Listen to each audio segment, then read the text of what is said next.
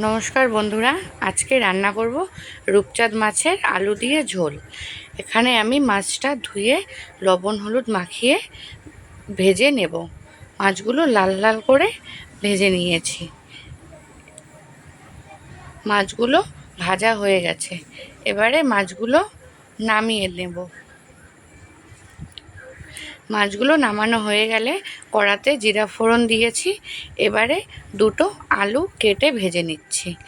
আলুগুলো ভাজা হয়ে গেছে, দিয়ে দিয়েছি পেস্ট করা মশলা, লঙ্কা, পেঁয়াজ, আদা, রসুন, টমেটো। মশলাটা ভালো করে কষে নেব। এবারে দিয়ে দেব গুঁড়ো মশলা, হলুদ, জিরে গুঁড়ো, লঙ্কা গুঁড়ো আর ধনে গুঁড়ো, সামান্য লবণ। লবণটা যে যার পরিমাণ মতোই দেবেন। মশলাটা কষানো হয়ে গেছে, দিয়ে দিয়েছি ঝোল। ঝোলটা মশলাগুলোর সাথে মিশিয়ে দেব।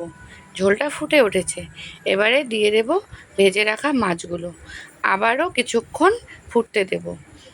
এবারে একটু গরম মশলা দিয়ে নামিয়ে নেব। রেডি হয়ে গেল রূপচাঁদ মাছের আলু দিয়ে ঝোল। এভাবে আপনারাও বাড়িতে বানিয়ে খাবেন, ট্রাই করে দেখবেন, ভালো লাগবে। ভালো লাগলে লাইক, কমেন্ট, শেয়ার করবেন।